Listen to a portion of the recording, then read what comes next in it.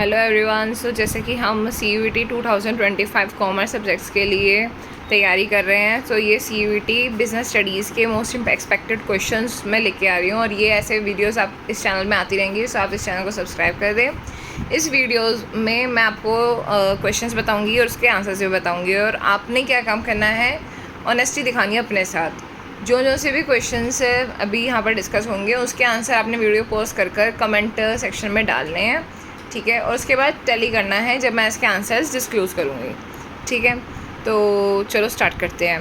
Planning is a social activity, a goal setting activity, all of the above, a mental exercise.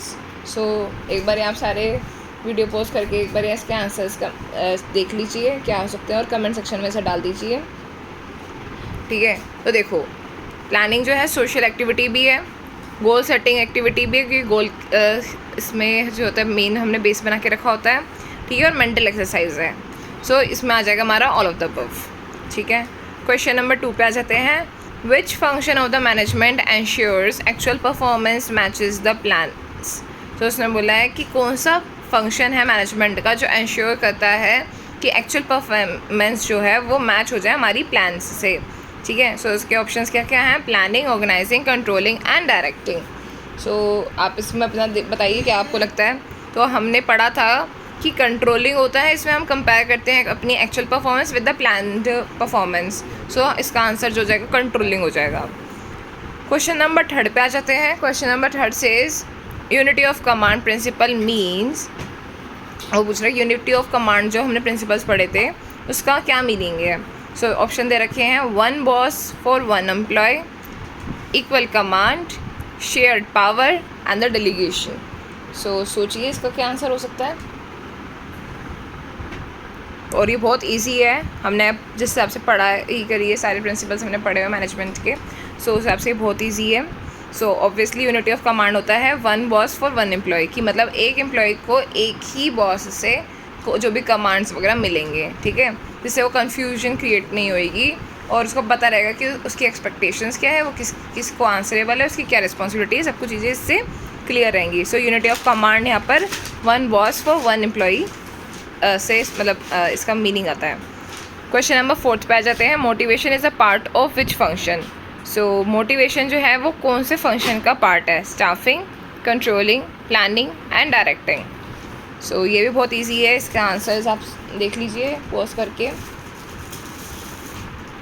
तो देखो सीधी सी बात है, motivation है। Motivation हम क्या करते हैं, जब भी एक सुपीरियर्स अपने सबॉर्डिनेट को मोटिवेट करता है, सो किस बेसिस पे करेगा? स्टाफिंग के लिए नहीं होगा, कंट्रोलिंग के लिए नहीं होगा, प्लानिंग के लिए नहीं होगा, वो होगा डायरेक्टिंग के लिए, ठीक है। उसको डायरेक्शन देते वक्त उसको मोटिवेशन देगा। So motivation is a part of directing as a function, ठीक है। अब आ जाते हैं क्वेश्चन नंबर 5 में। Which leadership style gives the complete freedom to subordinates. ऐसा कौन सा लीडरशिप स्टाइल है जिसमें पूरी कंप्लीट फ्रीडम, एकदम आज़ादी मिल जाती है सबॉर्डिनेट्स को। सो इसमें हमने पढ़ रखा था ये भी चीज़ भी। सो इसमें ऑप्शंस हैं autocratic, democratic, laissez-faire and transactional. So इसमें पूरी फ्रीडम की बात आ रही है, तो आप सोचिए क्या आंसर हो सकता है, कमेंट सेक्शन में बताइए।